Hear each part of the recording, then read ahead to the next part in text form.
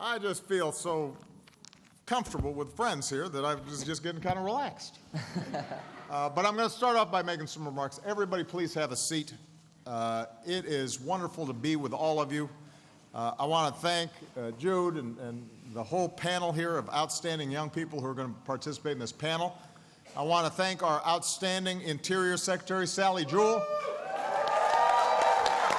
I want to thank the members of Congress who are here, who are supporting the outstanding work that not just the Department of Interior is doing, but we're trying to get every agency to really focus on strengthening the nation-to-nation relationship that we have with the tribes. So thank you, members of Congress. I want to thank everybody who's here, young and old, but especially the young people who are participating in this terrific forum. You know, when I ran for office, I pledged to build a true nation-to-nation relationship with all of you. And back then, I was just a young, adopted son of the Crow Nation. Didn't have any gray hair. Now I am President Barack Black Eagle. And what started out as a campaign promise has now become a tradition. So welcome to the 7th White House Tribal Nations Conference. Now, traditionally what we've done is I've come out and I've given a big speech, and I was telling Jude and others, I get tired of hearing myself talk. You know, I'm just talking all the time. So instead of a long speech, I thought I'd have a conversation with young people from Indian country. And I just want to start off with a couple of brief thoughts. I've often acknowledged the painful history, the broken promises that are part of our past. And I've said that while we couldn't change the past, working together, nation to nation, we could build a better future. I believe this not only because America has a moral obligation to do right by the tribes and treaty obligations, but because the success of our tribal communities is tied up with the success of America as a whole. And over the past 7 years, with tribal leaders and federal officials working together, we've made a lot of progress. Together, we've strengthened your sovereignty, we've expanded opportunity, we've delivered justice, but I think we all understand we've still got more work to do. We need to do more to safeguard tribal consultation rights across the federal government.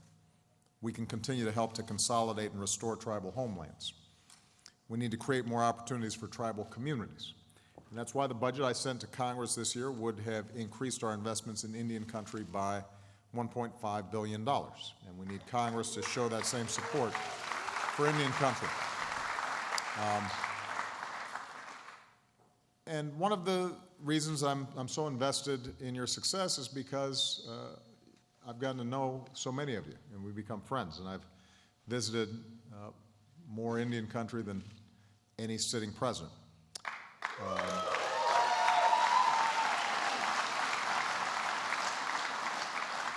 Last year, Michelle and I visited Standing Rock Sioux Nation.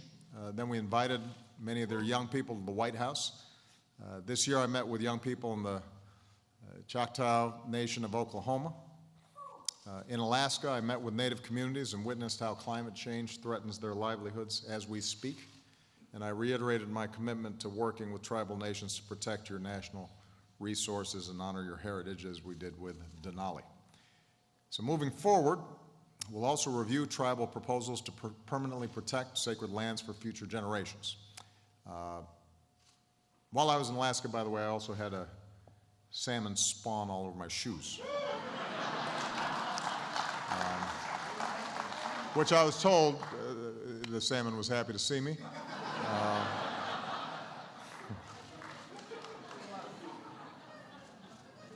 What struck me on each of these trips is when we talk about the future of Indian country, we're really talking about the future of young people.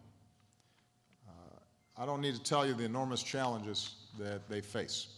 Native children are far more likely to grow up in poverty, suffer from significant health problems, face obstacles in educational opportunity. A lot of the young people I've met have gone through more than anybody should have to go through in an entire lifetime at a very early age.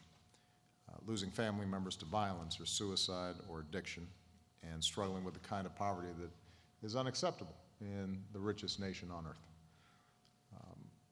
In these circumstances, sometimes it's hard to dream your way to a better life. And these challenges didn't just happen randomly to Indian country. The result, the accumulation of systematic discrimination. But for all our young people have endured, the young people that I've met have also given me incredible hope. I see so much promise in them, so much determination. In the words of Native American writer Janet Campbell Hale, courage has been bred into you, it is in your blood. Courage is in your blood, and you're not alone. I want our young people to know that we believe in you. That's why we started something called Generation Indigenous, which focuses on cultivating the potential of our Native youth. And at least 20 tribal nations have already become my Brother's Keeper communities to give more young people a shot at success. Even as we prepare our tribal youth to succeed in the 21st century, we also have to preserve and protect Native culture and heritage. As I've said before, if you start losing your language and your culture, your sense of connection to your ancestors and touchstones that date back generations, you can start feeling adrift. And if you're living in a society that devalues your culture or perpetuates stereotypes, you may be devaluing yourself. So we have to preserve those bonds, break stereotypes. I believe that includes our sports teams, because we all need to do more to make sure we need to make sure that our young people feel supported and respected. And that's really what this Tribal Nations Conference is about. Extraordinary young people representing the promise not just of their tribes or of Indian country, but of the United States. Because ultimately we're one family, and these kids are our kids. They deserve to be cared and loved and nurtured and given a shot at opportunity. And if we do our part, there's no limit to what they can achieve, because they have extraordinary talent and extraordinary resilience. I could not be prouder of them. And so with that, I'm going to sit back down and let's start a conversation. Okay? All right.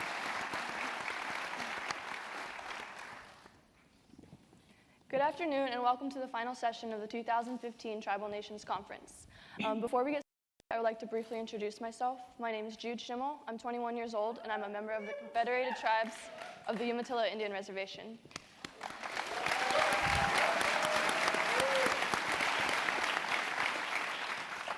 Growing up, I had no idea that I would be in the position I am today, but through hard work and the help of my family, I was able to receive a scholarship to the University of Louisville, where I played 4 years of college basketball and earned my bachelor's degree in sociology. And I'm also a Nike N7 ambassador and an author. But most importantly, over the past few years, I've had the opportunity to travel and speak to over 60 different Native American communities within the United States to simply inspire young Natives to go out and follow their dreams and do what they love. I truly believe that if we continue to work together, that we can get to the point where we preserve our culture and our tradition, and also allow and create the opportunities that young Native Americans deserve. Lastly, I would just like to express how honored and how blessed I am to be in front of all of you today and on stage with all these special people. Next, I would like to hand it over to our panelists so that they can introduce themselves as well.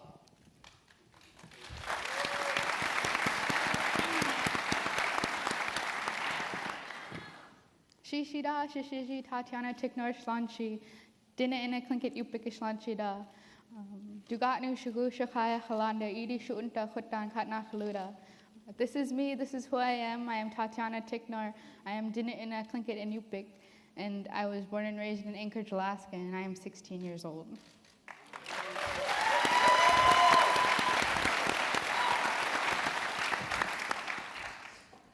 Lana Gette Jungyats, Dano Braden White, Wuxkalewage, Akwesasne Mohawk Nation. My name is Braden White. My traditional name means he carries the bow and arrow on his back.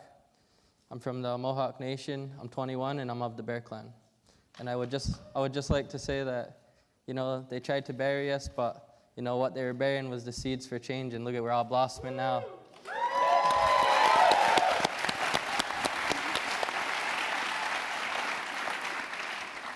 Yat Shea Blossom Johnson Unishya, Yaedina Tachini Nishlan, Do Deshini Bashishtin, which are Dene Nishlan.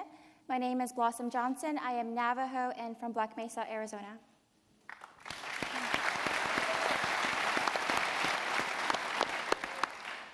My name is Philip Douglas. I'm 15 years old. I am a member of the Seminole Nation of Oklahoma, and I'm in 10th grade.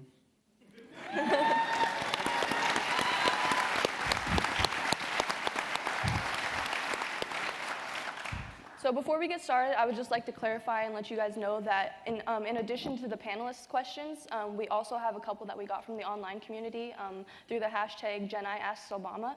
But up first, we have Tatiana. Hello. Hello.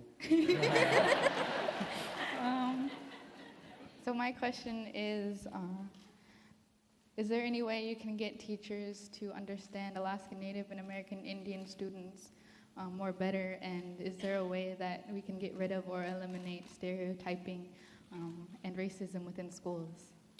Well, it's a great question, Tatiana. And first of all, I just really appreciate you guys being here, and we're so proud of you. And I think it's fair to say that when I was their age, I was not making presentations with the president. I just want to point that out. I think it's also important to point out that Jude can really ball. She was being kind of modest and talking about her basketball skills. And since I'm a basketball fan, I'm very impressed. And her and her sister, I think, have really made all of Indian country so proud. So we really appreciate it. I think that in education, the single most important ingredient is the person in the front of the classroom, the teacher. And we've got incredible, dedicated teachers all across the country. And my sister was a teacher. My mother taught. I taught in law school. And so I have a deep appreciation for the art of teaching. I think it's one of the most important professions in our society. But part of being a good teacher is being able to connect, right? Part of being a good teacher is being able to see each individual student and say, how do I motivate them? And how do I relate to them?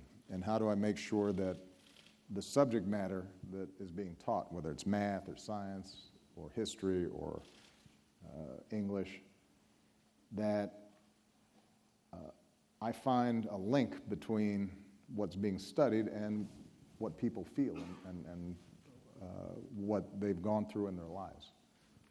And that's true in any community, but it's especially true, I think, if you've got schools with Native American students or Alaska Natives. When I was in Alaska, when I was in your home state, it really reminded me a little bit of Hawaii, in the sense that you have this incredible indigenous culture that kind of seeps into everything.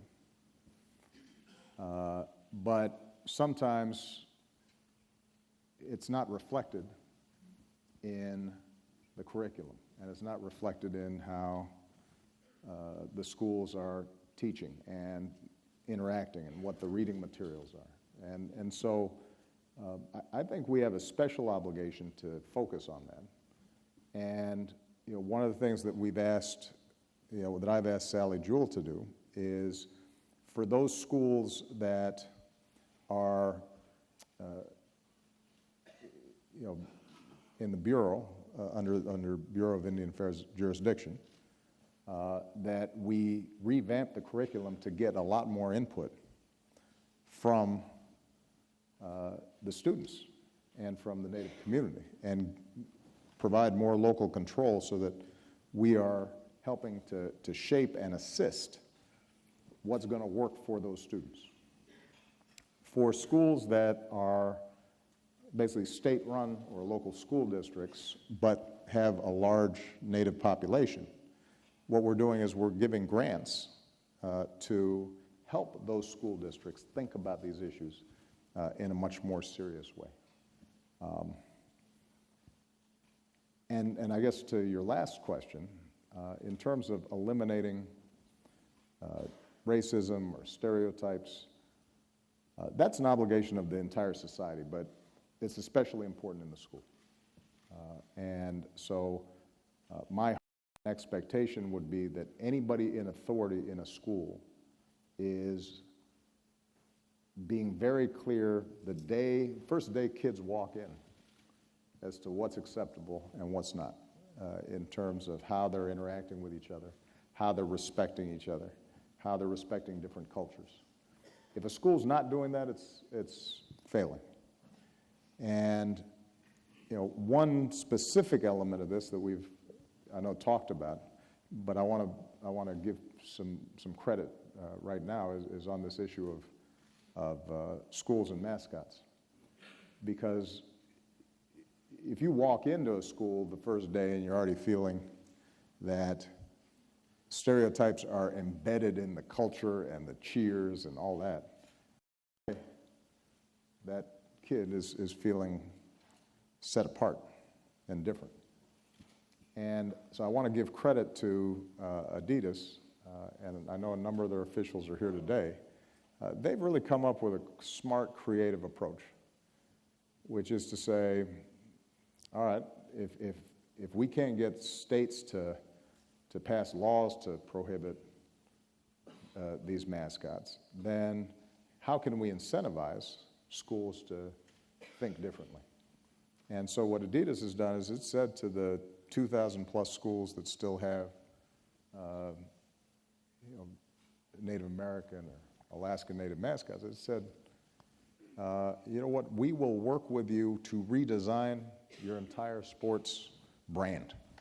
And,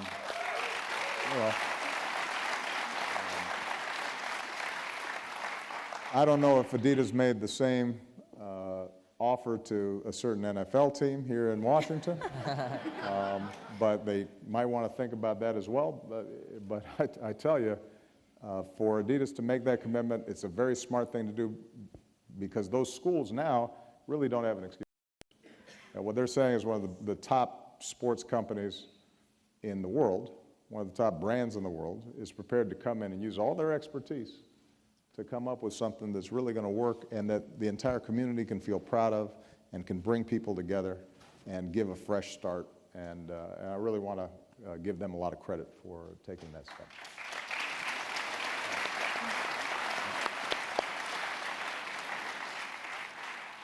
Thank you, Tatiana, for your question, and thank you, Mr. President, for your remarks on that subject. Up next, we have Braden. Hi, Mr. President. Hey, Braden. Pleasure to meet you. How you doing, man? Good. All right. How will your administration help tribal education departments empower low-income Native American youth trying to get to college that don't have the money to go to college? Like, how can they be empowered to have those equal opportunities? Yeah. Well, I'll say to all the young people who are here and all the parents of young people who are here, the fact is that an education is really the key to a middle-class life in the modern world. And there was a time where, as long as you were willing to work hard, you could support a family without a college education, some sort of advanced schooling beyond high school. It is very hard to do now. Every job requires specialization and understanding everything from computers to how to communicate effectively. And so it doesn't necessarily have to be a four-year education, four-year college, but you need some advanced training. So the first thing I'd say in terms of Native American and Alaskan youth is we need to do a better job telling you what's already in place, what's already there. Because the fact of the matter is, we expanded Pell Grants to reach millions of more students. We have tried to simplify something called FAFSA that makes sure that it's basically the form that you have to fill out to qualify for all the various student loans and programs that are out there. It used to be so complicated that a lot of people just wouldn't fill it out, especially if your parents didn't go to college, right? So now you may not have enough counselors in the school, you don't know where to go, and you just figure you can't afford it. But the truth of the matter is that between Pell Grants and federal loans and grants and scholarships that are available, there's really very few young people who should not be able to go to college if they've got enough motivation. So what we'd like to do is to work with the Department of Education, Department of Interior, local school districts, to just spread the word of what's already out there. And we're going to really spend a lot of time on reaching deep into the various communities and make sure that you are getting that information out to students. Now, the other thing that we're trying to do is to strengthen tribal colleges because we think there's an opportunity for more young people to get a really good education in a way that is culturally linked and allows young people sometimes to stay at home. I remember one of the first times that I saw you and your sister, heard about you, was there was a story that was done about incredible Native American basketball players who oftentimes had trouble transitioning to college because they weren't used to being away from their tribe and their community. And the challenges of being in an environment where you're just cut off from your people and what you know. And I think that tribal colleges can serve as an important bridge. In some cases, it may be you start in that college and then you transfer to a larger university once you've kind of gotten more familiar and comfortable with what's required. So we're going to also work a lot on that issue. All right, the next question we got from online, but it may be a little similar to what you just answered. Okay. The question is, how can we best encourage our Native youth to pursue an education and integrate while still maintaining our culture, traditions, and languages? Since I've been talking about education twice, this may be one of those where I turn it to you guys and see what you guys think. Anybody want to volunteer some thoughts in terms of something I should know that you think would be especially helpful? Go ahead, Tatiana. So at my school, since it's Native Heritage Month, we're actually doing a word of the day on the morning announcements every day. So I think all the other schools should do that as well because it raises awareness for your culture and language, and it will teach non-Native students language as well. Okay, that's a great suggestion. Yeah.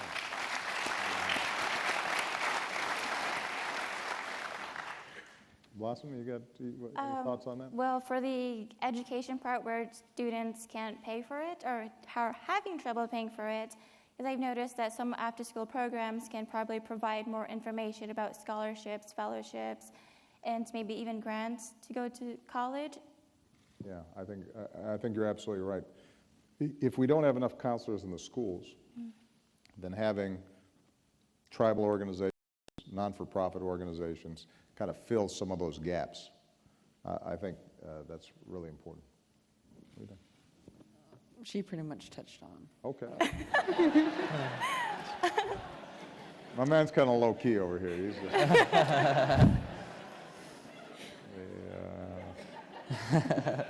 You know what? Let me say one thing though, and I'd be interested. Anybody who has an opinion on this. And I know when I went to Standing Rock, I was talking to some of the young people about that.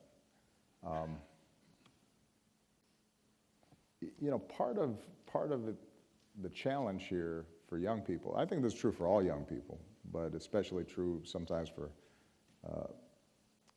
African American or Latino or Asian American and Native Americans as well, is this age-old question in America, like how do you stay true to your roots and your culture, but also how are you part of the larger community? How do you balance that out? And I think the one thing that I would say, and there's some communities that have done this better than others, is to recognize that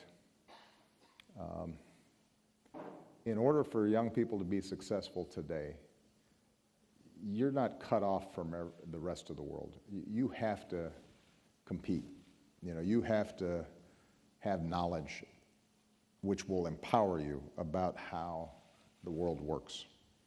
And it's not a betrayal of your traditions to understand those tools and use them on behalf of your community and on behalf of yourself. Now, I think what you also then have to do is to be in touch with, though, where you're coming from and not forget that. But that's not always going to be in the environment that you find yourself in. And you can't shy away from breaking out of what you know and going ahead and reaching out and striving in environments that are unfamiliar to you, kind of breaking out of your comfort zone. As long as you know that you still have home base there with you. And I think that sometimes people get into a situation where they think, oh, you know, if I'm going to college and I'm learning this or that or the other, then, and a bunch of my friends are still back home and they're not doing the same thing, then somehow I'm not authentic, I'm not, really true to my culture and so forth. And that I don't think is productive thinking. That I think we have to get rid of, because if you were just talking about languages, if you learn Spanish, that doesn't mean you're not an English speaker. It just means that you've got one more thing that you know that you can use and you can translate. If you learn engineering, that doesn't mean you have to forget traditional ways of your people. It just means you've got both, all right? You can hunt and you can fish and you can, you've got your native beliefs, but you can also build a bridge and write code, and that's fine. So I say all that just because, on the one hand, it's important, I think, for Native youth to be supported, connected, and have a place where they're learning who they are and where they come from. But that can't be like a crutch or an excuse to be avoiding what's outside the tribe, because cultures have to adapt and they have to grow alongside the world, and there are communities that do this really well. You think about the Jewish community in America, who very successful in all fields, but also deeply rooted oftentimes in their faith. I think that there are a number of Asian American communities there where there's school and then there's a whole set of institutions that teach them their native languages or the languages of their homeland, and they don't see a contradiction in it. And I think we have to think about this the same way. And as I said, this is not unique to Native Americans. You see this sometimes in the African American community. Michelle, came out of a working class neighborhood. A lot of her friends didn't go to college. And sometimes when she came back from college, people would be like, "Oh, y'all all that, aren't you?" And she's all, "No, I'm going to college. That doesn't make me less black, or I'm a black woman who went to college." And that's I think how I want our young people to think. You can do both. Thank you again, Mr. President.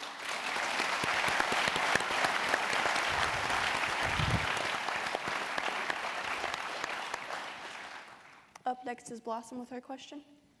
Okay, well, first of all, I just want to thank you for creating the Obama Scholars Program at ASU because I am an Obama Scholar. There you go. And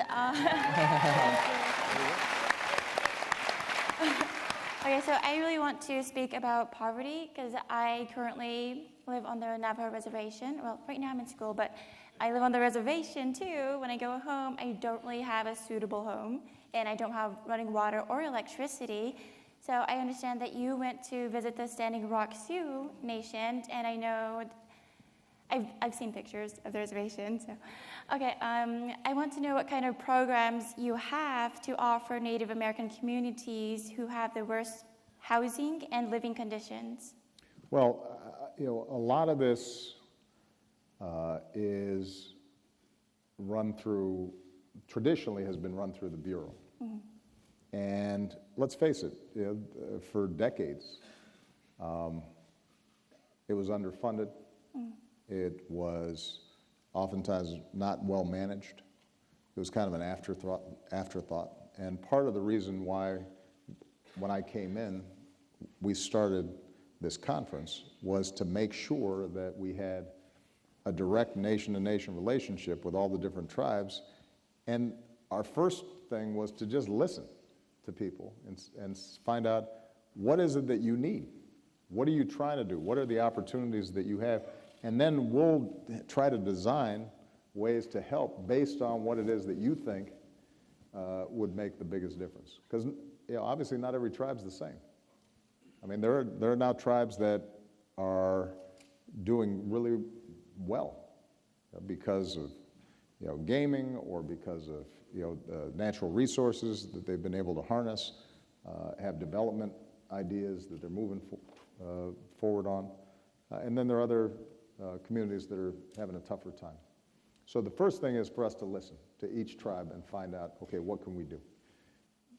On almost every measure, whether it's housing, education,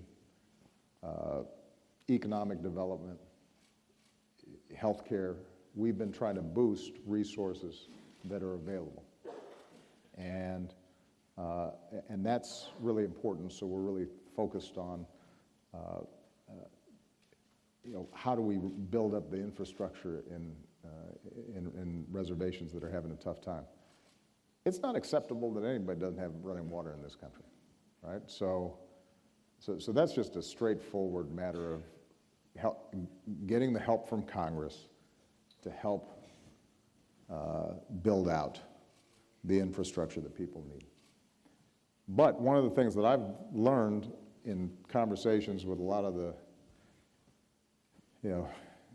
presidents and governors and others who are in the audience is we have to think about sustainable development.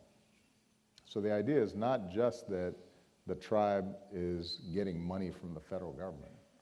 The question is, how do we give tribes the tools whereby they can start generating jobs and economic development and progress on their own terms within their communities? And I think that is where we have to really focus. I was just talking to one gentleman, because we took photos before we came out, who said they had just signed a contract for a multi-million-dollar clean energy facility, right? And that suddenly brings resources to the community. It creates jobs. And now that's an economic engine that you can start selling power to surrounding communities using in a sustainable way the resources of that tribe, and then take that money and plow it back into create more businesses and more jobs. And that, I think, is something that we really want to spend time on and focus on. But the first thing is just getting some running water. And that requires just an investment, and that's something that we budgeted. We're aware of it. Congress doesn't always cooperate with me. I don't know if you've noticed. Yeah. Okay. Thank you for the question, Ms. Blossom. Up next, we have Philip. Oh. Mr. President, my question is, Do you have any ideas or programs that could prevent childhood obesity and diabetes for Native youth?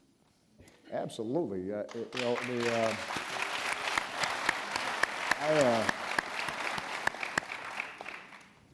Because I live with Michelle Obama. And she's all about this. When we had the Generation Indigenous and Youth Summit, how long ago was that, Sally? A couple months ago? It was in July. I know she talked about this. Look, this is a problem for the entire country. It's now actually a global problem. And part of what's happened is that as our culture has changed, our kids are eating foods that create obesity. They're not getting the same kind of exercise that they did a generation ago. And you combine those two things, and we are seeing this explosion of childhood obesity. Now, since Michelle started Let's Move and My Plate and all these other programs, we've actually seen some progress in some areas, but it's still something where we've got to make a lot more progress, because when kids start off unhealthy and obese early on, the likelihood of them having severe health problems later in life are much, much higher. And that means much higher health care expenses for the society as a whole, which means we then have less money for things like setting up clean water systems and investing in education and college scholarships. So this is something we can turn around. It starts with young people, just having ways in which they can, on a regular basis, get exercise and get healthy meals. And so what we're going to try to do is to work with all the tribes and the schools and make a determination, okay, based on traditions and cultures and your budgets, how do we get more creative about creating meal plans that are better for our kids, and how do we program in exercise and that is going to keep them healthy. But I don't know. Let's ask the hotshot Division I athlete. Jude, what ideas do you have in terms of making sure that, because what is true is that the incidence of obesity among Native American youth is higher than it is for the general population. Some of that is just poor children are more likely to be obese because they're eating different stuff, and so sometimes it's more challenging. In some Native communities, it's hard to find healthy food. There are a lot of what's called food deserts, where it's easy to buy a bag of chips, but it's harder to get some fresh fruit or something. So I don't know. What do you think? I would agree that it definitely starts with the youth. I know, and you said it kind of like it was the last generation. I guess that's kind of mine, but I remember being outside, playing outside, doing sports 24/7, and that's obviously changed, especially with the technology these days. But I also know that living in a rural place, like you said, it's very hard to find, nutritious food and things like that. So I guess this is another question for you, but I'm wondering, how can we make it to where the food that is available isn't necessarily fast food and it's more, it's healthier for... Right. Well, one of the interesting things that we're trying to do is to link up local economies with school systems, and so that farmers and this whole movement of farm to fork, or whatever you want to call it, the basic idea is right now most school districts and a lot of rural communities, even though there's food all around, people aren't growing it there anymore. If they do grow it, they ship it to somewhere else. It gets processed, manufactured, stuffed with a whole bunch of stuff that's not necessarily bad for you, gets frozen, gets shipped back. And the question is, and this is going to be different for each community, are there ways to link up with local farmers? Are there ways to link up with traditional food sources? When I was in Alaska, we went to Dillingham on Bristol Bay. That's where the salmon did his thing on my shoe. But in Alaska, Alaska natives get 50% of their calories from traditional sources. Hunting, fishing, gathering, and that's an example of where, how do we adapt that so that becomes part of the food chain for kids when they're in school, right? Because if there's all this salmon out in the ocean, then, which is really good for you, but then you go to school and all you got is tater tots. Now, nothing wrong with tater tots. I don't want anybody to, but you get my point, or you got some frozen pizza that got shipped in when you could be eating this incredible salmon that was fresh caught and is going to be good for you. And by the way, that then gives the fishermen a market, so they're now making more money. Right? Those are the kinds of opportunities I think that we've got to look to. And in local school districts, in fairness to local school districts, sometimes it's easier for them to take the processed food.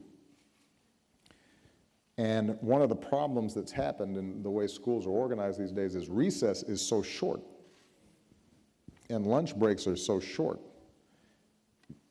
that the easiest thing to do is to kind of just defrost something or stick something in the microwave, plop it on a tray, because you only got half an hour before we send you to your next class. And this goes back to the education point you guys were making earlier. One of the things that we should be trying to do is to think of the whole child. Education is not just books. Education is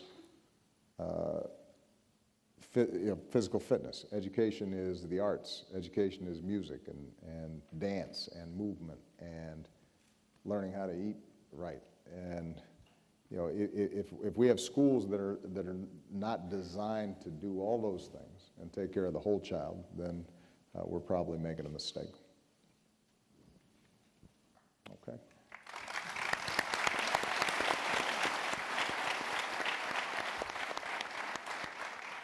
I have kind of something to follow up with that, but as you know, all aspects of life connect, but I'm just wondering, since financial situations are typically an issue among Native American families, I'm just wondering, how we can decrease the unemployment rates and increase, to get more better financial situations, because not only is McDonald's fast, but it's also cheap. So, if we have better financial situations, we would have better opportunity to eat healthier and, Yeah.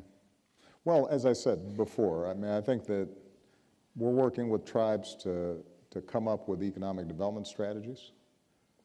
I think it's very important for us to have in our nation-to-nation relationships, to have a strategic plan. It's not just a matter of each year, let's get a little more on the budget to give to Indian Health Services or this or that or the other, because that's important. But the goal here is, how do we create sustainable development for the nations? And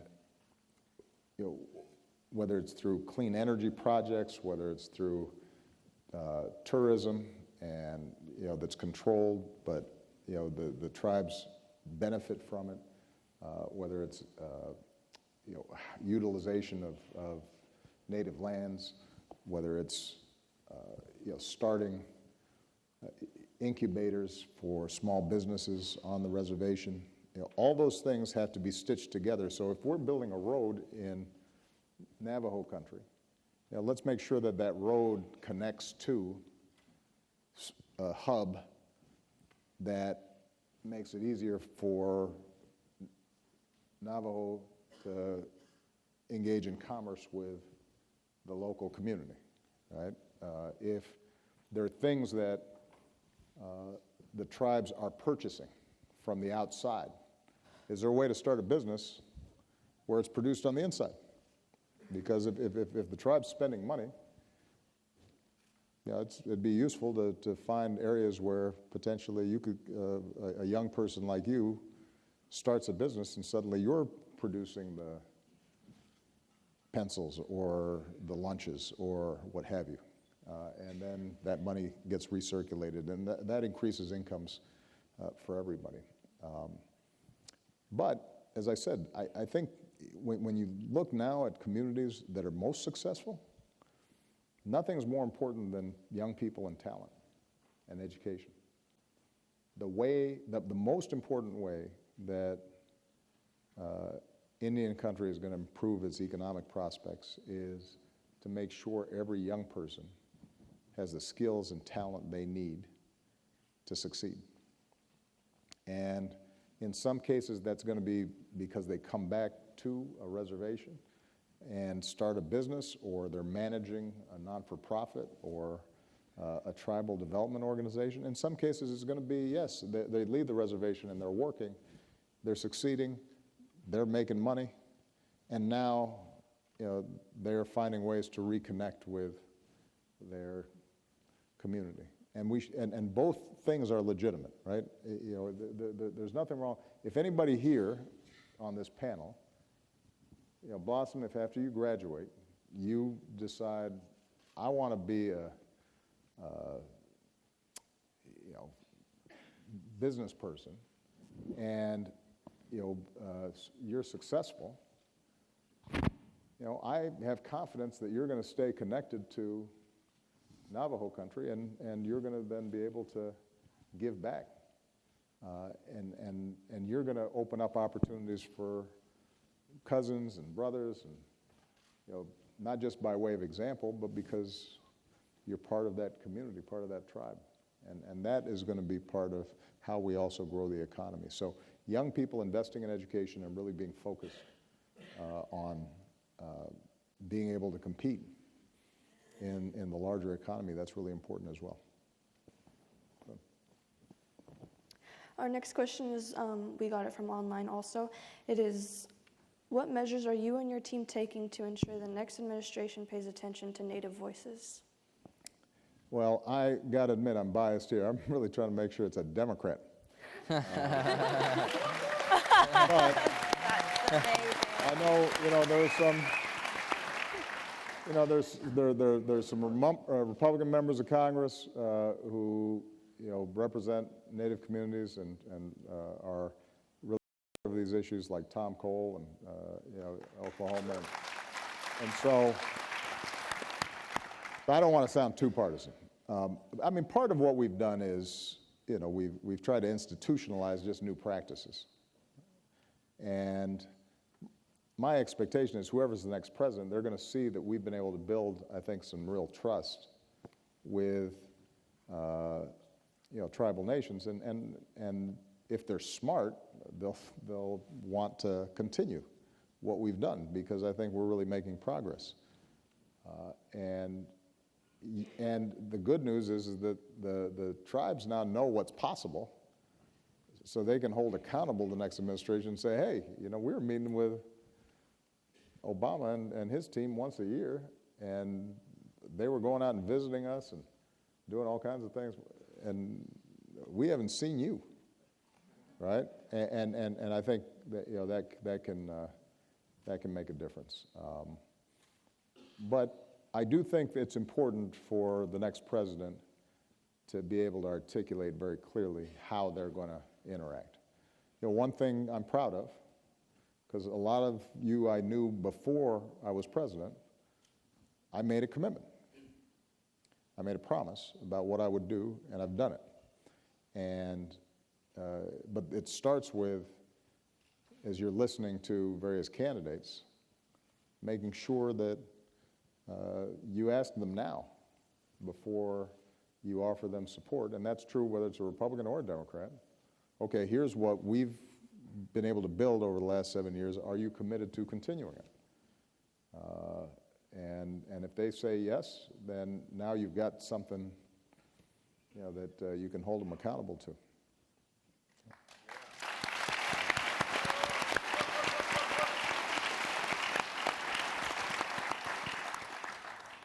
Since we have more time, Blossom, would you like to ask your second question? Oh, yes.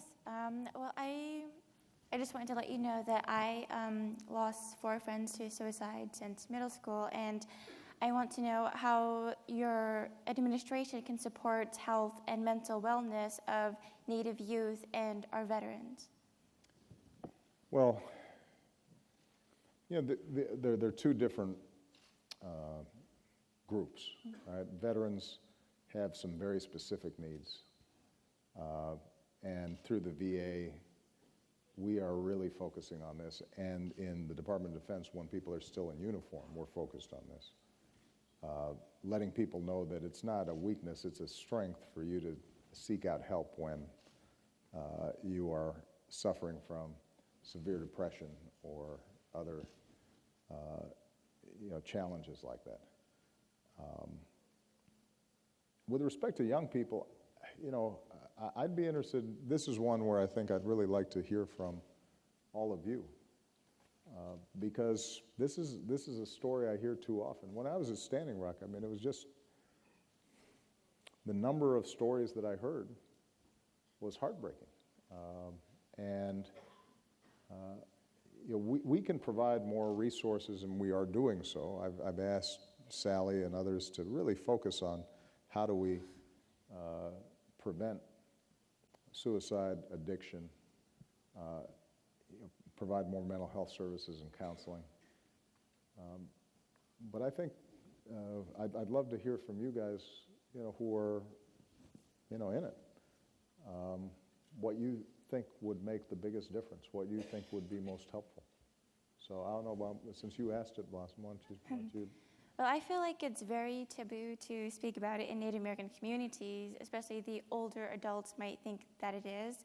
But I feel like the youth are really ready to speak about it, and I feel like there should be a little bit more support in the school system, because some of the schools I've actually got to work with on the reservation, they don't really have after-school programs.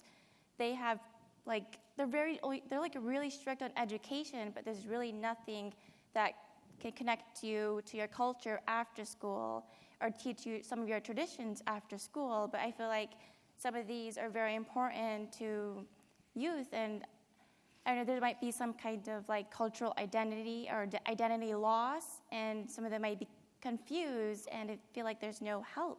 So the only logical explanation that they might have or they might think is maybe suicide. Yeah. And for me, I want to, prevent suicide, and I'm a theater, so I do theater, I love theater, and I try to do a lot of that in my work, and I try to understand why these youth think the only answer is suicide. It could be something at home, like abuse, child abuse, or just like their parents might be like alcoholics or something, but no one really speaks to these kids. Mm-hmm. Anybody else want to offer some thoughts? I think talking about suicide is very crucial. It should be talked about. We should knock down the stigma of talking about like your problems. A lot of people look at it as it's a sign of weakness, and it isn't. It's actually, like you stated, a sign of strength. I lost a friend, a very good friend. He was at prep school, and he came home and he committed suicide. And we constantly search for the answers, but like the answer usually is that it's that stigma, like you don't want to be looked at as a weak person. Mm-hmm. And I think we need to knock down that barrier and have it be known that talking about it isn't a sign of weakness. Anybody else have any thoughts on this? I do. So I'd like to shout out my friend Jasmine over here because she did the Warrior Circle project. And Hey, Jasmine.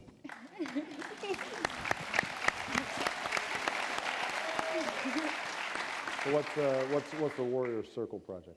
Well, as she explains it, she helps children that think about suicide and also have problems within schools, right? And she talks about them because people can actually connect to youth more, like youth to youth instead of youth to adult. So I just thought that was a good project to bring up because I work with her, like, kind of. Absolutely. That's great.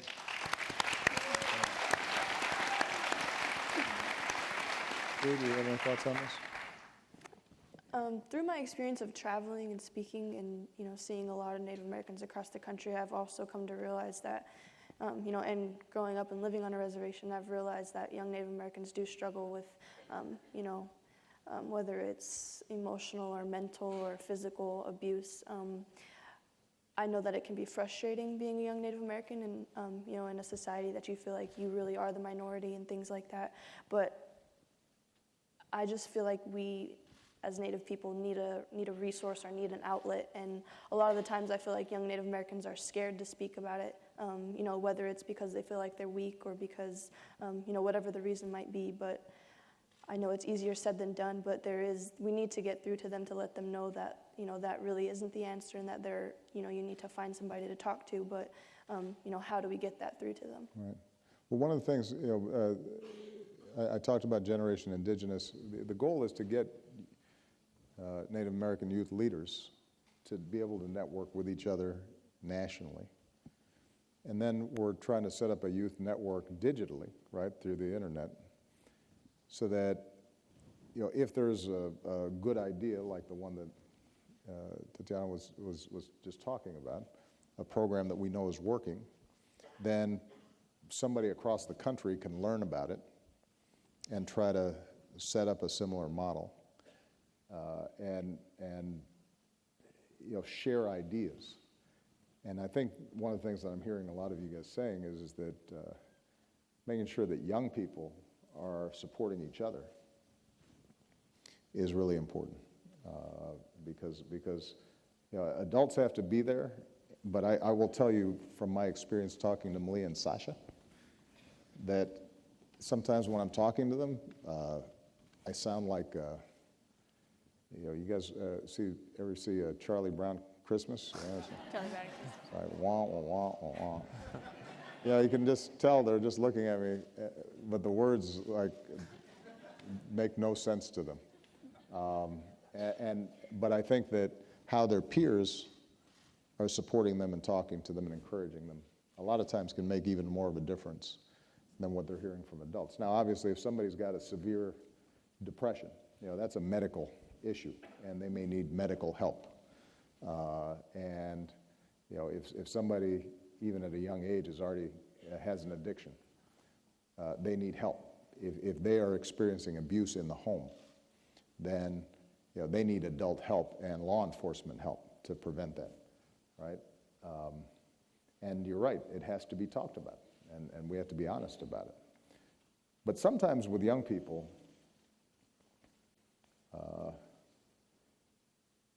everything is magnified. And, you're just going through a lot of stuff, especially in the teenage years. And just having friends and people your age who are bucking you up and supporting you and listening to you and relating to what you're going through, that a lot of times can make a difference before it gets worse. Right, so we're going to see how we can help facilitate more of those youth communities around the country. And just to add on to what you were saying about, like, when I was in high school as a senior, we had a program, and it was called Sources of Strength. And that's what it was. It was a student-to-student peer. If you were getting bullied, there was problems at home, you could speak about it. And because there's that barrier, like, it's hard for a student to speak to a teacher about it, but for a student to talk to another student, it was more easier, and it was a lot of the students were able to relate to it because they might have experienced it in their life at some point. Right. So that seemed to work very well. Good. That concludes our question and answer session. I would just like to thank you, Mr. President, and each of our panelists for being up here with us today. Okay, let's give everybody a big round of applause. All right. Good job. Yes, closing remarks. Yeah, it's all you.